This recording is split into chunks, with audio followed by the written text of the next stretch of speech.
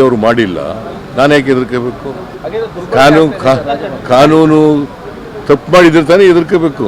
ನಾ ತಪ್ಪೇ ಮಾಡಿಲ್ವಲ್ಲ, ಅನುಮತಿ ಕೊಟ್ಟಿದ್ದಾರೆ, ಇನ್ನೂ ಕೊಟ್ಟಿಲ್ವಲ್ಲ. ನೀನೇ ಮುಂಚಿತವಾಗಿ ಕೇಳ್ತಾ ಇದ್ದೆ. ನಿನ್ನ ಜೊತೆ ಮಾತಾಡಿದ್ರ ಗವರ್ನರು?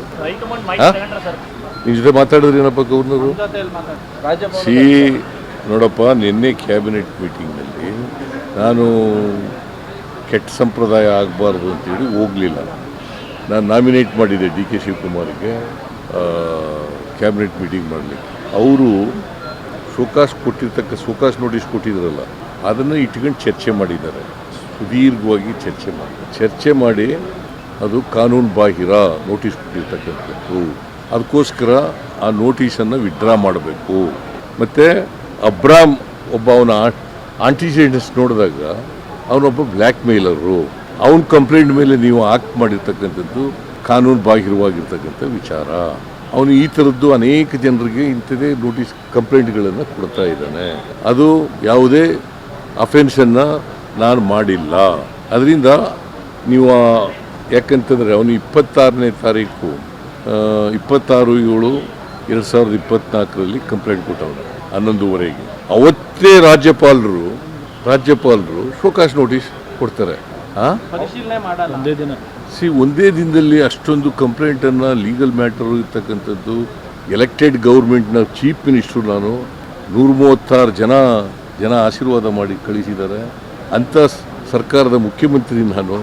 ನನಗೆ ನೋಟಿಸ್ ಕೊಡುವಾಗ ಎಲ್ಲ ಕಾನೂನನ್ನು ಕೂಲಂಕಷವಾಗಿ ನೋಡಬೇಕಾಗಿತ್ತು. ಏನೂ ನೋಡಿಲ್ಲ, ಆತಾತರವಾಗಿ ಮಾಡಿದ್ದಾರೆ. 10 ಗಂಟೆಗೆ ನಮ್ಮ ಅತೀಕಿಗೆ ಫೋನ್ ಮಾಡಿ, ಅವ್ರು ಯಾರೋ ಪ್ರಭುಶಂಕರ್ ಅಂತ ಅವರ special officer, show cause notice ready ಇದೆ ತಗೋಬೇಕು ಅಂತ ಹೇಳ್ತಾರೆ. ಈಗ ರಾತ್ರಿ ಆಗಿಬಿಟ್ಟದೆ, ಈಗಾಗಲ್ಲ ಅಂತ ಹೇಳ್ತಾರೆ. ಆಮೇಲೆ ನಾಳೆ 2 ಗಂಟೆಗೆ ಕೊಡ್ತಾರೆ. ಅಷ್ಟೊಂದು ಆತುರವಾಗಿ ಕೊಟ್ಟಿದ್ದಾರಲ್ಲ. ಅದೇ ಜೊಲ್ಲೆ ಮೇಲೆ ಕಂಪ್ಲೇಂಟ್ ಇದೆ, ಮುರುಗೇಶ್ ನಿರಾಣಿ ಮೇಲೆ ಕಂಪ್ಲೇಂಟ್ ಇದೆ, ಜನಾರ್ದನ್ ರೆಡ್ಡಿ ಮೇಲೆ ಕಂಪ್ಲೇಂಟ್ ಇದೆ. ಅವ್ರ ಮೇಲೆ ಏನು ಮಾಡಲ್ಲ, ವರ್ಷಗಟ್ಟಲೆ ಇದೆ. ಅವ್ರ ಮೇಲೆ ಯಾಕೆ ಮಾಡಲಿಲ್ಲ? ದಟ್ ಮೀನ್ಸ್ ಟು ಸೇ ಕೇಂದ್ರ ಸರ್ಕಾರ ರಾಜಭವನವನ್ನು ದುರ್ಬಳಕೆ ಮಾಡ್ಕೊತಾ ಇದೆ. ಎಲೆಕ್ಟೆಡ್ ಗೌರ್ಮೆಂಟನ್ನು ಡಿಸ್ಟೆಬಿಲೈಸ್ ಮಾಡಬೇಕು ಅಂತ ಹೊರಟಿದ್ದಾರೆ. ಸೊ ಅವರು ಕೊಟ್ಟಿರ್ತಕ್ಕಂಥ ನೋಟಿಸು ಕಾನೂನು ಬಾಹಿರವಾದದ್ದು. ಇದು ಸಂವಿಧಾನವನ್ನು ಕೊಲೆ ಮಾಡ್ತಕ್ಕಂಥ ರೀತಿ ಇದೆ, ಪ್ರಜಾಪ್ರಭುತ್ವವನ್ನು ನಾಶ ಮಾಡ್ತಕ್ಕಂಥ ರೀತಿ ಇದೆ. My role is not there. Where is my role? ಹೇಳಿ ನೋಡೋಣ. ನನ್ನದು ರೋಲ್ ಏನಿದೆ? ಏನೂ ಇಲ್ಲದೇನೆ ಅನಗತ್ಯವಾಗಿ ಇದು ಮಾಡ್ತಾ ಇದೆ. ಸೊ ಅದಕ್ಕೆ ನಾವು ಶೋಕಾಸ್ ನೋಟಿಸ್ ಕೊಟ್ಟಿರ್ತಕ್ಕಂಥದ್ದು ಕಾನೂನು ಬಾಹಿರವಾಗಿದೆ, ಸಂವಿಧಾನಕ್ಕೆ ವಿರುದ್ಧವಾಗಿದೆ. ಅದಕ್ಕೋಸ್ಕರವಾಗಿ ಇದನ್ನು ಎಲೆಕ್ಟೆಡ್ ಗೌರ್ಮೆಂಟನ್ನು ನೀವು ಅವರ ಕೈಗೊಂಬೆ ರೀತಿ ಕೆಲಸ ಮಾಡ್ತಾ ಇದ್ದೀರಿ. ಸೆಂಟ್ರಲ್ ಗೌರ್ಮೆಂಟ್ನ ಕೈಗೊಂಬೆ ರೀತಿ ಕೆಲಸ ಮಾಡ್ತಾರೆ. ಇದನ್ನು ವಾಪಸ್ ತಗೋಬೇಕು. ಯಾಕಂತಂದರೆ ಚೀಫ್ ಮಿನಿಸ್ಟ್ರಿಗೆ ಅಡ್ವೈಸ್ ಮಾಡೋರು ಯಾರು? ಅಲ್ಲ, ಗವರ್ನರ್ಗೆ ಅಡ್ವೈಸ್ ಮಾಡೋರು ಯಾರು? Council of ministers. ನಾವು ಅಡ್ವೈಸ್ ಮಾಡಿದ್ದೀವ? ನಮ್ಮನ್ನು ಕೇಳಿದಾರ? ಆಮೇಲೆ ಮುಖ್ಯ ಕಾರ್ಯದರ್ಶಿಗಳು ಪತ್ರ ಬರೆದಿದ್ದಾರೆ ಡೀಟೈಲ್ ಆಗಿ.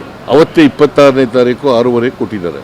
ಅದನ್ನು ನೋಡಿಲ್ಲ. ಆಮೇಲೆ ನಾವು ಜುಡಿಷಿಯಲ್ ಕಮಿಷನ್ ಮಾಡಿದ್ದೀವಿ 14ನೇ ತಾರೀಕೆ. ಅದು ಜುಡಿಷಿಯಲ್ ಕಮಿಷನ್ ಮಾಡಿದ್ಮೇಲೆ ಯಾಕೆ ಮಾಡಿರೋದು ಜುಡಿಷಿಯಲ್ ಕಮಿಷನ್ನ? ಅದು ವರದಿ ಬರಬೇಕಲ್ಲ.